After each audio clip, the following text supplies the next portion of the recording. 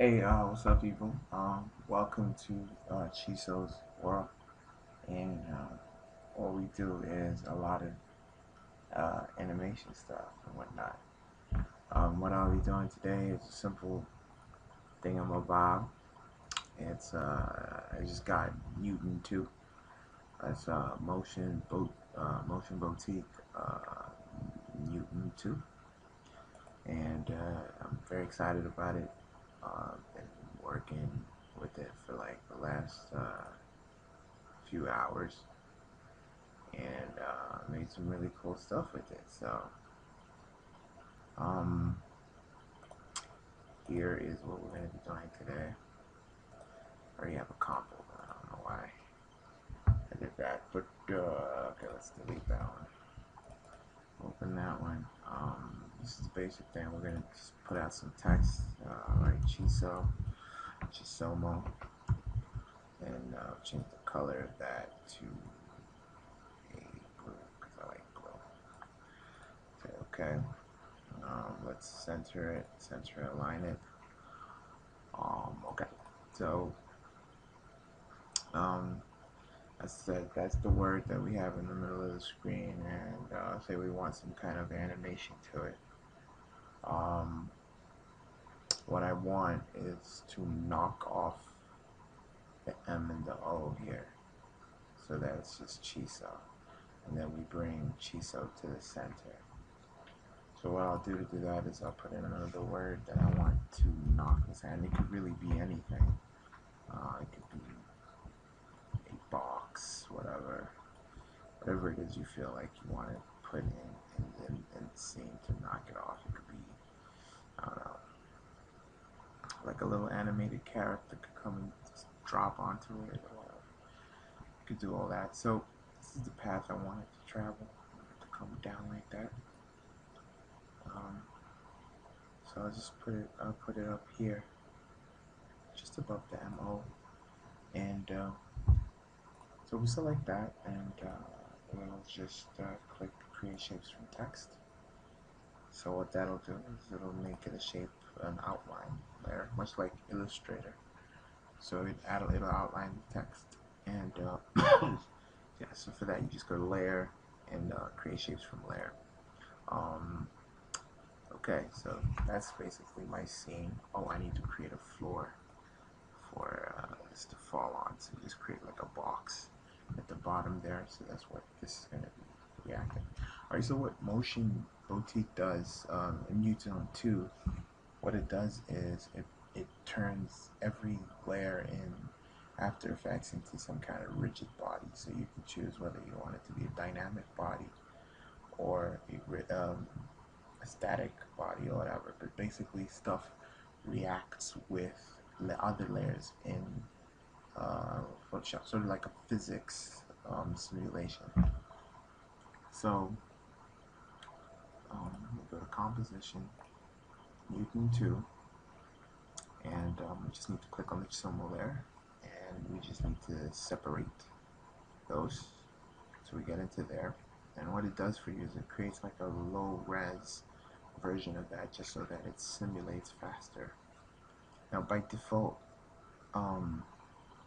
everything is set to dynamic. So these are your layers all the way down here. So this is all the layers that I have. Like I said, split up each one of those letters. And yeah. So by default, everything is set to dynamic. Each one of these layers is set to dynamic, as you can see. But what you need to do is select which ones you want to be dynamic. So by default, everything moves, so everything will fall according to this gravity. If I change the gravity, everything will move to the side. If I want it to float up, everything will float up. It's a simulation. So I want it to stay like just regular gravity going down. But I don't want everything to fall at the same time. What I want is for my floor to stay still. So I click on my floor, and I make it static. Then I click on uh, my name, so Chisomo. I'll go down there, and I want that to be I don't want it to be dynamic. I don't want it to move. So I want it, and I don't want it static. I don't want it to be affected. Okay, let me show you. If I click static and I run the simulation, this is what happened. So yeah, I will come and hit Chisomo like that, but I don't want it to do that. I want it to knock these off. So what I want it to do is be dormant so that it doesn't have an animation on it until it's affected by another layer. So this was what would happen.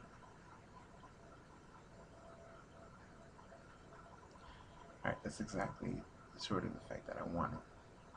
And that works for me, so I'll go ahead and I will render that the way it is. I think it's pretty good.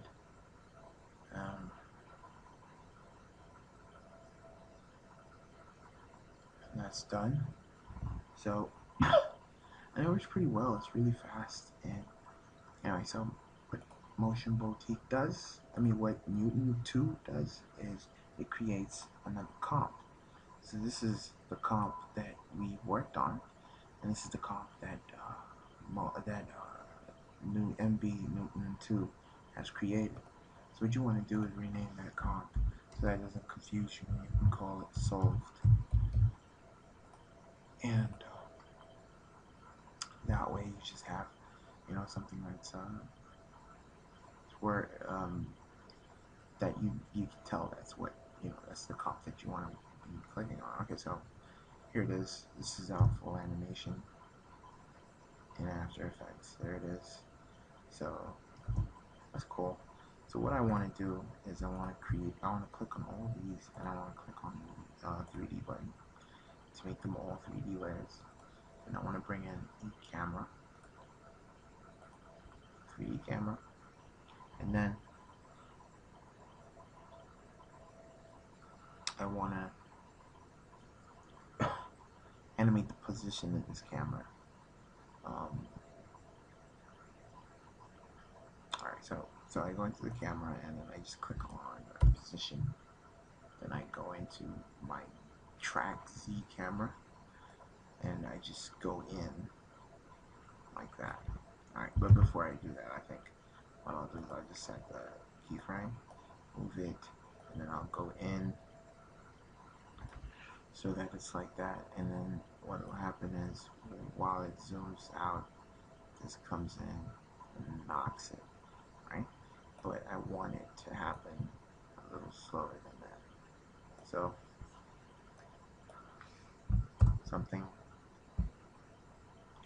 like that, but then I don't want it to have, I want it to have reached the ground. I want it to have zoomed out already by the time it reaches the ground. So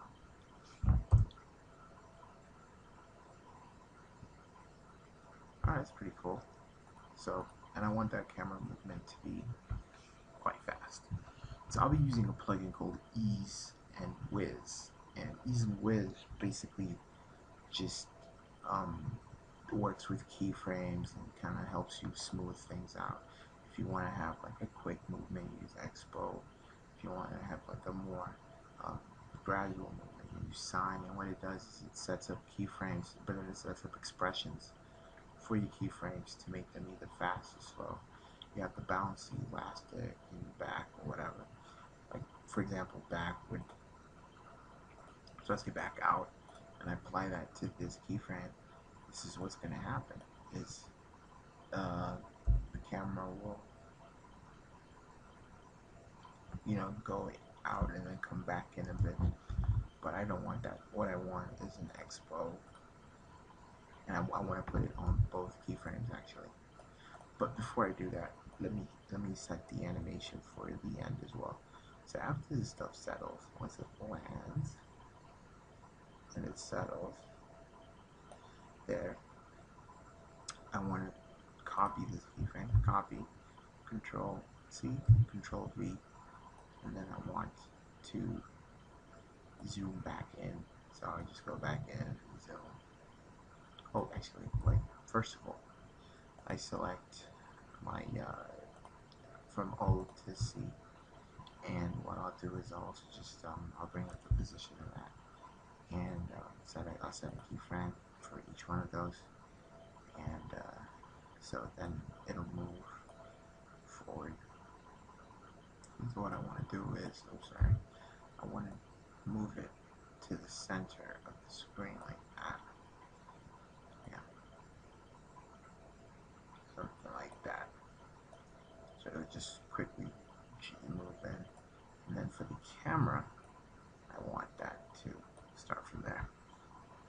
And it will zoom in and make it, like the center of that. It's got to be a fairly quick movement. So it'll just be bam, bam, bam, that's right there. So let's select. These actually have one more keyframe than I actually need. I'm just going to delete that. So there we go. Alright, so that's done. And I want these to be quick motions. So I'll just control and select each one of these, each set of these keyframes. And then I'll just simply go to my ease and whiz. Click on Expo.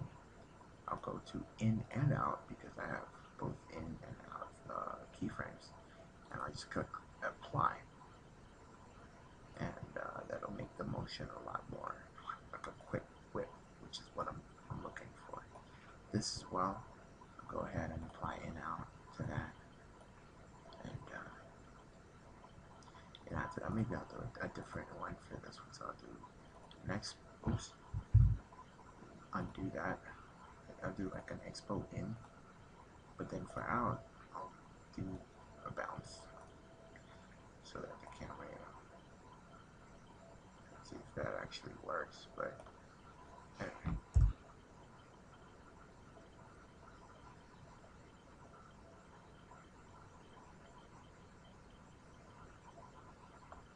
Yeah, so all of them are exposed, and that works fine for me.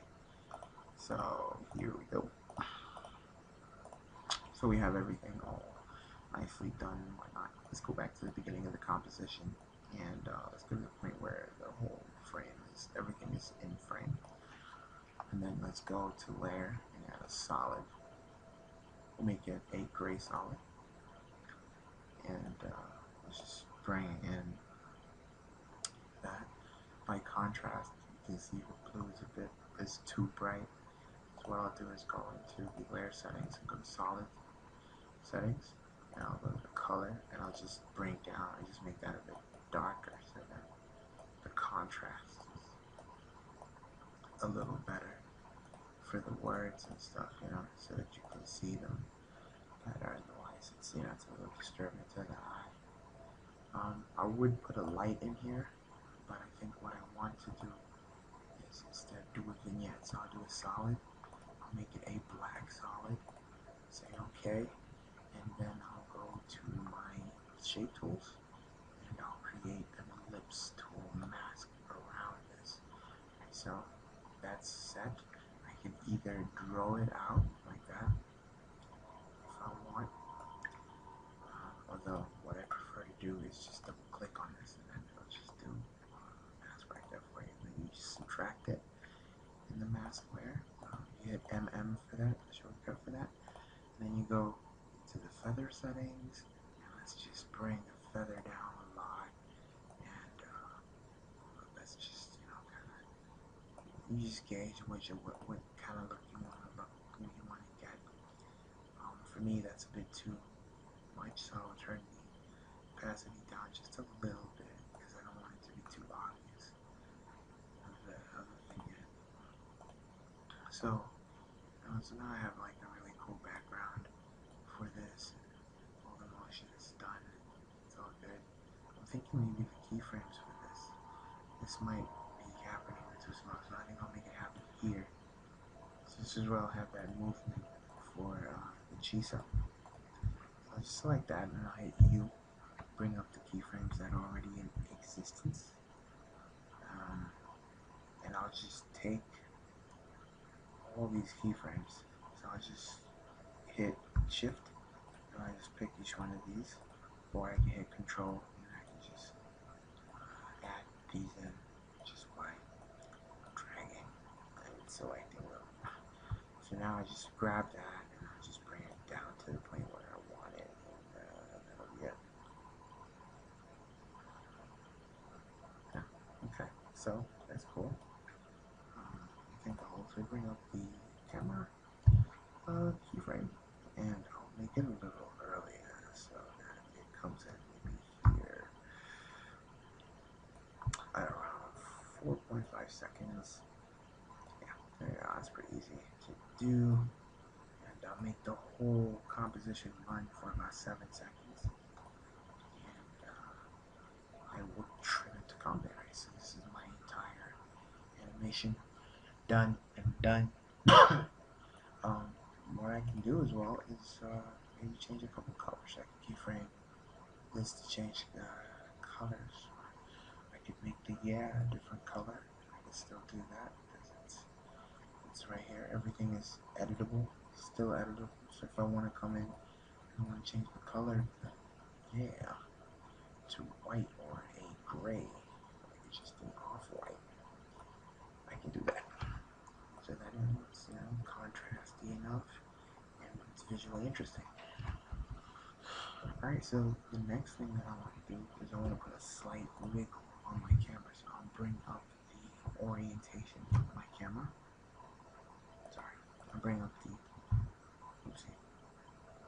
Alright, let's just go in and I'll get the orientation. So I'll hit Alt, I'll press Alt. While holding Alt, I'll click on the stopwatch and I will just type in a simple expression to wiggle. What I like to do is a 0.5. You can just put 0.5, comma 1. So that just tells it this many frames it moves, that much. So the camera is going to have a slight wiggle on it, as you can see right there. That for me is pretty good, but I think I'll bring down the amount that it wiggles just so that I don't get too much of my frame in there. So I'll make it 0.5 as well, so that it's it's just a little less movement. The other thing that I could do is I could match the floor with, so I could go to the floor, which is the shape layer, and I could just match that color with background color. Let me turn off sorry, my bad. Let me turn off the vignette.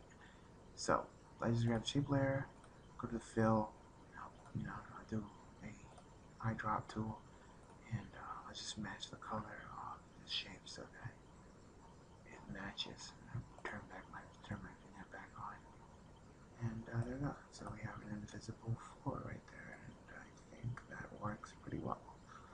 Have a look at camera shake on our camera, and that works pretty good. The last thing that I want to do is I want to select everything except the camera and my vignette, and I want to turn on my motion blur for all those. Also turn on motion blur for the comp itself, and let's do a render and see how that looks. Okay, motion blur obviously takes up more render time because it's calculating every blur, whatever, to make it look all smooth and blurry, motion blurry. But it's worth it. So you can render it out and check out exactly how everything is fitting together in terms of the animation, whether you're getting the look that you want, which is important. And there you go. So it's all rendered out now. That's cool. It's a little weird, I think. I feel like the camera timing which is why it's important to check. I feel like the camera is coming in a bit too late, so I'll just bring that in a lot, and because I want it to be almost immediate. I think that would be nice.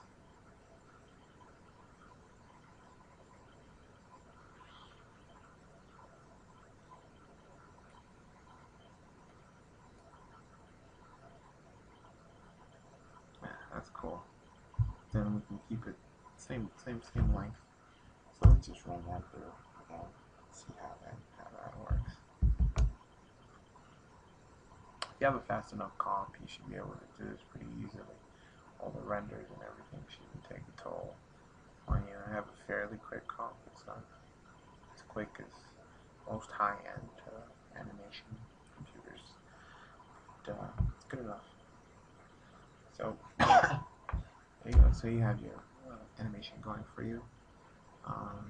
7 seconds, and that is that. We're gonna render that out, and we'll be done. Render queue, drop in on comp solved right there, and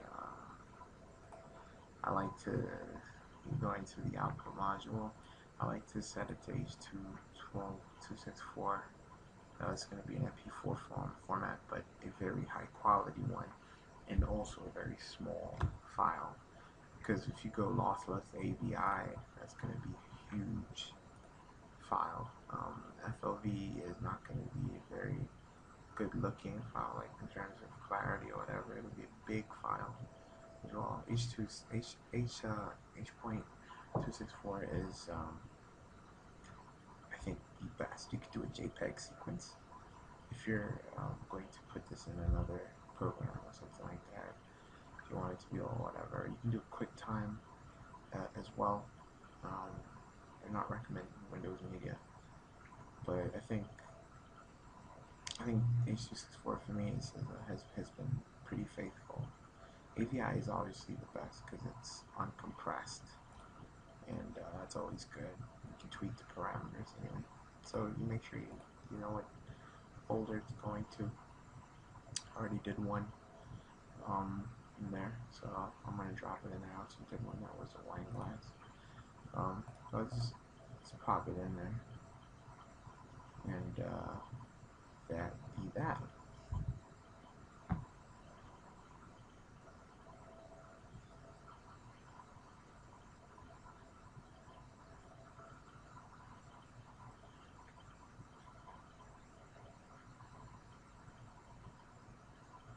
The cool thing about working with kinetic text and stuff is that it's not too graphic heavy. Depends on what you want to do. Some people go 3D with it and all that stuff, and but I think it's a very cool motion graphic thing. That's it. That's what I have for you guys. Let me show you the final product. Obviously.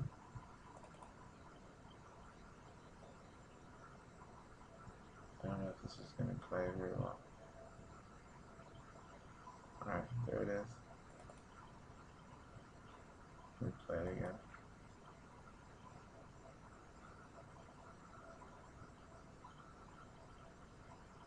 That's pretty cool, and you can put a texture on that or whatever. I did a couple others. This is the one I did before. This one is pretty cool. This is one with the wine glass. There's just a lot of things that you can do with Newton too. Very happy to have it.